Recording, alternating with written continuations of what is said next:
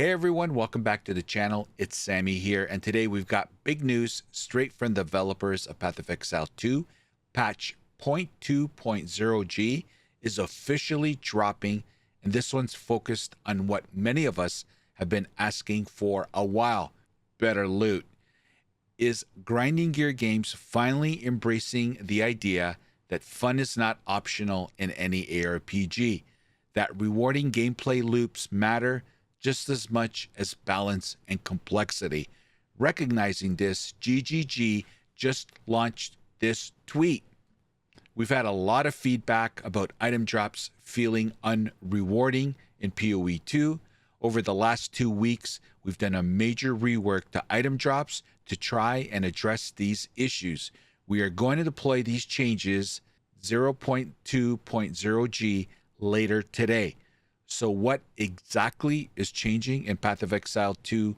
Let's dive into the details. The first major changes centers around bosses. During the campaign, GGG has confirmed that bosses will now drop items with a higher baseline quality. That means no more slugging through act only to get a white item and a scroll of wisdom for your trouble. Here's what's changing. Unique boss drops. Unique bosses will no longer drop normal items, except for a select few early in the game. This ensures that defeating a boss feels rewarding. Gold drops. The amount of rare gold drops has been halved. However, when gold does drop, the piles are twice as large, maintaining the overall gold income. Currency and item drops. Gold, magic currency, quality currency, flash, charms, and ruins are now less likely to drop from monsters with high item rarity. This change aims to increase the drop rate of more valuable items like exalts, alks, and regals by approximately 20 to 30%. Tiered item drop. Tier 2 rares now drop 4 times more often. Tier 3 to 5 rares drop 30% more often. Tier 2 and higher magic items drop around 5 times more often. Low-level mods have been culled from tiered items, making them better on average and more suitable for crafting or recombination. These changes are designed to make items drops more impactful and reduce the clutter of less valuable items. This is a huge improvement. The campaign should act as a bridge, not a hurdle, to the endgame. Getting decent loot early on lets players experiment more, try new builds, and actually have fun to endgame. If you've been engaging with Azmerian Wisps, you know they add a layer of RNG and chaos to monster packs. However, until now, the payoff hasn't always been worth the effort. Azmerian Wisps, which possess monsters and increase their item drop, have also been adjusted. Previously, the impact of Wisps on loot was underwhelming. With the new changes, possessed monsters will now provide more noticeable and rewarding drop. The increased monster item rarity from Wisps will have a more significant effect on the quality of items dropped. This enhancement ensures that engaging with Wisps feel worthwhile and contributes positively to the loot experience. Another pain point for many players has been corrupted nexuses. Finding them is inconsistent, and many players found themselves progressing in waystone tiers faster than they could complete the necessary nexus for Atlas passive points. Grinding Gear Games has now lowered the total number of nexuses required to unlock all your Atlas passives and made them more visible on the map, even through fog. This should make progressing through the Atlas feel more fluid and less like a frustrating side quest. Beyond loot and the corrupted nexus, Grinding Gear Games is also making changes to enhance the overall endgame experience. Pinnacle content. Access to pinnacle content is being improved, allowing more players to engage with high-level challenges. Simulacrum difficulty. The difficulty of simulacrums is being reduced, making them more approachable for a broader range of players. Expedition adjustments. Rewards from expeditions are being increased, and difficulty spikes are being smoothed out to provide a more consistent and enjoyable experience. These changes are a good sign and reflect GGG's commitment to making endgame content more engaging and less punishing. Patch 0.2.0G represents a significant step forward in addressing player concerns and enhancing the overall gameplay experience in PoE 2 by focusing on meaningful loot drop, streamlining the corrupted Nexus system, and making endgame content more accessible. GGG is demonstrating a willingness to listen to community feedback and implement substantial improvements. As players, these changes offer renewal excitement and motivation to delve back into the world of PoE 2. Whether you're a seasoned veteran or a newcomer, the upcoming patch promises a more rewarding and enjoyable journey through Rayclass.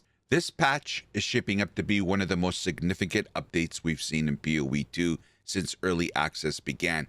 It's not just a band-aid fix, it's a statement that GGG has heard the community loud and clear. For months, players have been voicing concerns about how unrewarding the game has felt, especially in the campaign. The loot problem wasn't just about quantity, it was about meaning, about feeling like your time in Rayclass matters, that bosses give you a reason to fight them, that killing monsters doesn't feel like a chore. Now, with the loot rework in this patch, GGG is clearly acknowledging that this feedback isn't just noise. It's a design flaw that needs attention, and this patch is their first real attempt to address it in a meaningful way. But let's be honest, is it enough? Will it bring players back? Will it renew enthusiasm in a game that has so far struggled to capture the addictive spark that made the original PoE such a phenomenon?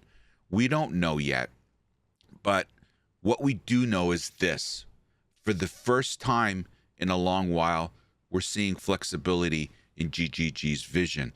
For a studio that has always been laser focused on preserving difficulty and restraint, this patch shows a willingness to compromise, to meet the player base halfway, to say, we hear you and we're making changes. That doesn't mean the entire philosophy has shifted overnight. Jonathan has always maintained that PoE 2 will be about quality over quantity, that we won't see a screen littered with trash items, but instead a world where each drop carries weight. And that's still the goal. But somehow along the way, the pendulum swung too far. Loot felt scarce, empty, meaningless. This patch is an attempt to pull that pendulum back to center. So, what impact will patch G really have? The truth is, it'll take time to fully understand.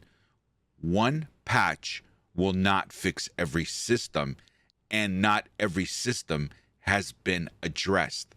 It won't instantly repopulate the servers or silence every critic, but it's a turning point, in my humble opinion, a subtle shift in design language that says we are listening and we are adapting. In a game as complex as PoE 2, where progression, loot, difficulty, and economy are all tightly intertwined, even small changes to drop logic can have cascading effects. Over the next few days and weeks, the player base will start to notice the difference or lack thereof. We'll see streamers testing boss runs, community feedback coming in hot, and Reddit lightening up with drop comparisons. And the big question will remain: is this the beginning of a new era for PoE 2? We can't say yet, but for the first time in a long time, I have a spark of hope, a feeling that the game might just be finding its footing. So, whether you're a longtime supporter, a skeptical veteran, or someone who dropped off after the first few hours, now might be the time to take another look. Because if Patch G is any indication, the winds are starting to shift in Rayclass, and that's something worth paying attention to, in my humble opinion. If you found this video helpful or thought-provoking, please like, comment, and subscribe to the channel for more Path of Exile 2 updates, breakdowns, and news. Thanks for watching, and I'll see you in the next one. The opinions expressed in this video are mine and solely mine. Healthy debate is always encouraged. Hate is never welcomed. So get over it.